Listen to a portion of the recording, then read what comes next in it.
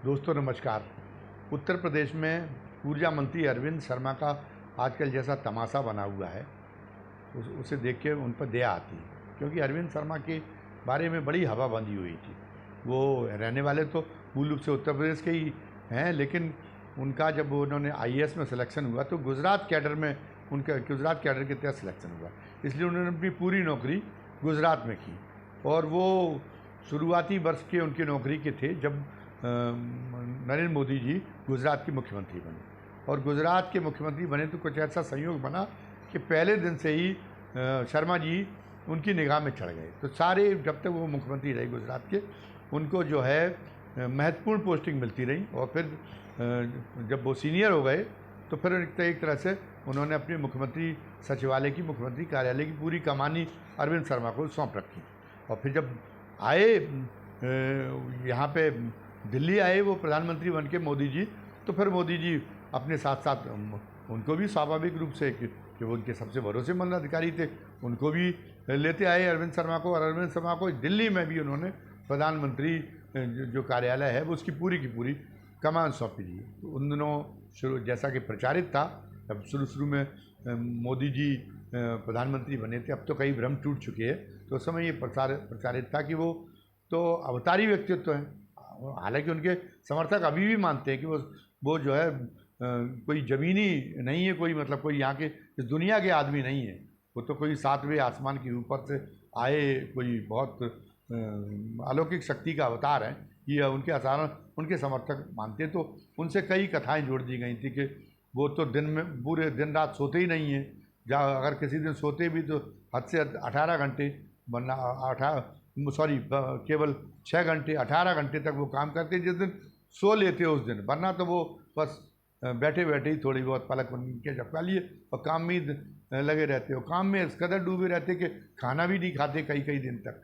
और कितनी भी बड़ी समस्या हो उसको चुटकियों में हल कर देते हैं, भले ही वो विज्ञान के क्षेत्र का विषय हो, अंतरिक्ष के क्षेत्र का विषय हो, किसी भी क्षेत्र का विषय हो, उनको हर क्षेत्र में महारत हासिल है। चिकित्सा के क्षेत्र का विषय हो, वैक्सीन कैसे बनेगी ये वो बताएंगे, कैसे नाली से जो है गैस बनाई जा सकती है ये बताएंगे, कैसे युद्ध के क्षेत्र में भी यह है कि कब हमारे जो विमान है वो पाकिस्तान में सर्जिकल स्ट्राइक के लिए जाए, कब वो वहाँ के रडार की आंखों से ओझल हो रह सकेंगे जब वो आक्रमण करने जाएंगे, इसके लिए कौन सा अवसर हो सकता है, ये भी सुझाने का काम करते। तो ऐसे जो है ऐसे अवतारी पुरुष की प्रशासनिक सेना के अरविंद शर्मा सेनापति थे। तो निश्चित रूप से अरविंद शर्मा के बारे में भी अनुमान ये था कि उनका भी कौशल अद्भुत होगा, उनका भी कौशल भी जो है साधारण आदमियों से या मनुष्यों से, वो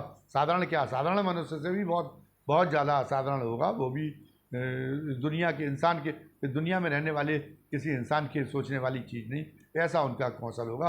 अलाउद्दीन के चिराग होंगे। तो इस अलाउद्दीन के चिराग को 2022 के विधानसभा चुनाव के समय उत्तर प्रदेश में भेजने का अचानक रातों रात निर्णय घोषित किया गया।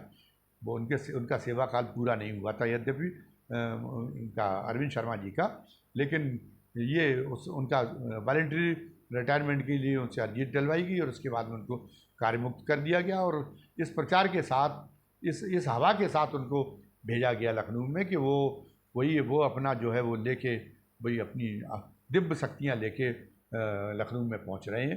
क्योंकि योगी जी को मुख्यमंत्री बना तो दिया गया था 2007 में, लेकिन चूंकि उनको पहले किसी पद के संचालन का स्वतंत्र रूप से कोई पद संभालने का उनको अनुभव नहीं था, तो एक तरह से उन्होंने ट्रेनी के तौर पे वो प्रशिक्षण लेते रहे 5 साल तक। और नौसिखिए होने के कारण से उन्होंने उत्तर प्रदेश की स्थिति को काफ़ी डामाडोल कर दिया। और इस कारण से अगर ऐसी परिस्थिति में अगर उत्तर प्रदेश विधानसभा चुनाव में भारतीय जनता पार्टी मैदान में उतरी तो उसकी बुरी गत बन सकती है। तो रातों रात उत्तर प्रदेश में रामराज लाने के लिए कि ये गत ना बने और उत्तर प्रदेश में फिर सत्ता बहाल रह सके भारतीय जनता पार्टी की, तो ये चमत्कार करने के लिए अरविंद शर्मा को यहाँ भेजा गया। तो जब केंद्र ने उनको भेजा और ये उनकी दिव्य शक्तियों के बखान के साथ में भेजा, तो स्वाभाविक रूप से था कि यहाँ के लोग अभिभूत थे। यहाँ के जितने भी दिग्गज नेता थे सब जिस दिन वो लखनऊ आए सब जो है सब उनके कदमों में बिछ जाने के लिए तैयार दिखे।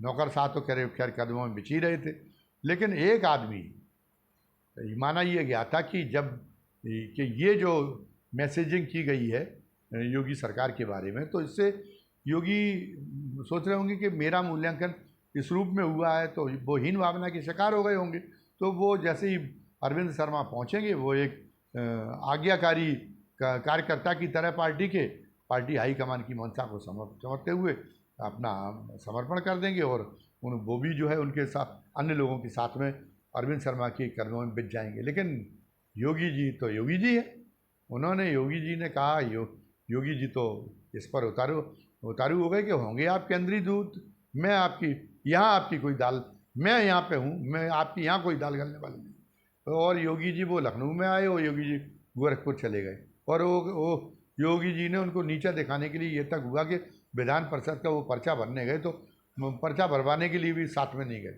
और फिर जब योगी जी आए तो फिर उनको ये माना गया था कि योगी जी उनको अपना शहर से मुख्यमंत्री पद सौंपेंगे, लेकिन मुख्यमंत्री पद तो छोड़ दीजिए, योगी जी ने उनको मंत्री तक बनाना गवारा नहीं किया। जब जो उनका बचा हुआ पहले कार्यकाल के जो बचे हुए महीने में योगी जी ने एक ही काम किया कि उनकी इस कदर दयनीय हालत बना दी अरविंद शर्मा की कि अरविंद शर्मा न घर के रह गए न घाट के रह गए। बाद में जब चुनाव हो गए 2022 के चुनाव के, तब जब केंद्र का बहुत प्रबल आग्रह देखा तो योगी ने सोचा कि अब केंद्रीय नेतृत्व का भी मन रख दिया जाए, तो अरविंद शर्मा को उप मुख्यमंत्री तो नहीं बनाया और एक मंत्री, एक साधारण मंत्री जैसे अन्य कैबिनेट मंत्री बने उसी तरीके से एक उन्हें कैबिनेट मंत्री की शपथ दिलवा दी। हालांकि विभाग उनको महत्वपूर्ण सौंपे, ऊर्जा विभाग और नगर विकास विभाग। तो फिर भी जो लोग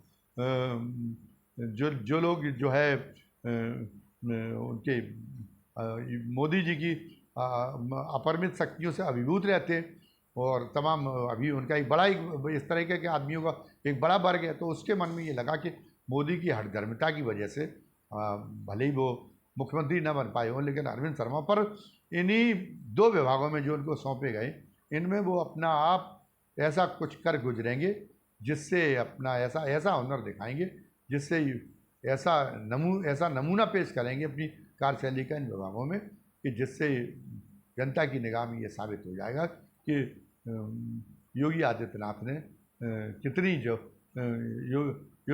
ने कितना गलत काम किया है कि जो उनको जो है मुख्यमंत्री पद नहीं सौंपा और अड़े रहे और बेड़ा गर्क करने के लिए। और फिर हो सकता है कि आगे चल के फिर स्थितियाँ बदलें और उसके बाद में योगी जी खुद ही शर्मसार होकर उनका पद सौंप दें। लेकिन जो गत बनी उनकी इन विभागों में, वो किसी मंत्री का उत्तर प्रदेश में जितने भी मंत्री हैं, कोई मंत्री इतना नाकारा और विफल साबित नहीं हुआ जितने अरविंद शर्मा जी इस बीच में साबित हुए। लोग तो जो पिछले ऊर्जा मंत्री हैं जिनके पास अब कोई विभाग नहीं, श्रीकांत शर्मा को याद करने लगे कि श्रीकांत शर्मा तो इन महोदय से लाख गुने अच्छे थे। उन्होंने तो उनको विरासत में बिजली की इतनी खराब व्यवस्था मिली थी, लेकिन उन्होंने काफ़ी हद तक बिजली की व्यवस्था सुधार दी थी, वरना सपा की सरकार तो बेड़ा गर्क कर गई थी बिजली। पर ये तो ऐसे कि इनको अच्छी विरासत मिली तो भी उसकी रखवाली भी नहीं कर पाए, आगे का सुधार की तो बात छोड़ दीजिए। ये जिस काम की सुपारी लेके आ गए थे उसका भी भांडा फूट गया। तो यहाँ लोग कहते हो तो ये है कि मुख्यमंत्री जी का ही उकसावा था, लेकिन जो भी हो बहरहाल इनके खिलाफ इंजीनियर निजीकरण के फैसले को लेकर बगावत पर आमादा हो गए, वो नहीं कर पाए, उसमें इनकी बद पिटी और अंत में ये हुआ कि बौखला के उनको सामने आना पड़ा अरविंद शर्मा को, और उसमें सार्वजनिक रूप से उनको ये कहना पड़ा कि मैं विभाग में नाम मात्र का मुख्यमंत्री हूँ, केवल 100 पीस भर हूँ, मेरी कोई नहीं चलती, मैं तो जेई का भी ट्रांसफ़र नहीं कर सकता हूँ, लेकिन अब मैं एक को ठीक कर दूंगा। मैं जिनके भरोसे ये मेरी अवज्ञा कर रहे इंजीनियर को मैं ठिकाने लगा दूंगा। 1-2 इन्होंने सस्पेंड किए, लेकिन बहुत जल्दी उनको एहसास करा दिया गया कि ज़्यादा अगर उछले तो तुम्हारा मतलब बहुत बड़ा तुम्हारे साथ बहुत बड़ा अनिष्ट हो जाएगा। तो कुछ दिनों फिर उन्होंने चुप्पी साध लेने में ही अपनी खैरियत समझी। लेकिन एक चुप्पी साधे कब तक एक घुटन में जीता रहे आदमी। तो देख रहे थे कि मेरे विभाग में कोई मेरी पूछ ही नहीं है, तो अब एक बार वो चर्चाओं के केंद्र में आ गए, क्योंकि उन्होंने अपने जो वो हैं पावर कॉरपोरेशन के जो चेयरमैन हैं आशीष गोयल, उनके नाम से एक चिट्ठी लिख डाली है। कितने शर्म की बात है कि वो जिस विभाग के मंत्री हैं, मंत्री ही अपने विभाग के बारे में ये लिखा कि मेरे विभाग में बहुत भ्रष्टाचार हो रहा है। उस चिट्ठी में उन्होंने ये लिखा है आशीष गोयल को कि विभाग में बहुत ज़्यादा भ्रष्टाचार हो रहा है, विभाग में जाति और धर्म के नाम पे भर्तियाँ और छटनी हो रही हैं और इसको बर्दाश्त नहीं किया जा सकता है, और नीतिगत फैसले तक की जानकारी उनको नहीं दी जाती। और जो 10% ईंधन सरचार्ज लगाया गया, ये तो नीतिगत फैसला था, इसकी जानकारी मुझे दी जानी चाहिए थी, इसकी जानकारी भी मुझे नहीं दी गई। तो ये कह के मैं नहीं समझता कि ये कह के बड़ा कोई उन्होंने जो है कोई किसी और को मुसीबत में डाला है अरविंद शर्मा ने, बल्कि ये मानना पड़ेगा खुद उन्होंने अपनी जो बच्ची खुशी थी, जो दबी ढुकी जो इज्जत थी, उसकी भी इज्जत वो भी इज्जत गवा देने का काम किया। अब स्वाभाविक है ऐसे में कि योगी जी तो बड़ी अब रणनीतिक रूप से बहुत चतुर हो गए, तो इसलिए स्वाभाविक रूप से ये है कि वो कुछ क्यों बोले, क्योंकि वो तो अंदर ही अंदर मज़ा ले रहे होंगे। लेकिन अब अरविंद शर्मा के केंद्रीय आका जिन्होंने अपना बरदस्त रख के छोड़ा था, जो अब उनकी जो दुर्गति हो रही है, उस दुर्गति को ठीक करने के लिए केंद्रीय नेतृत्व क्या करता है, ये लोगों के देखने वाली बात है, लोगों की दिलचस्पी ये देखने में है। धन्यवाद। जय हिंद, जय भारत।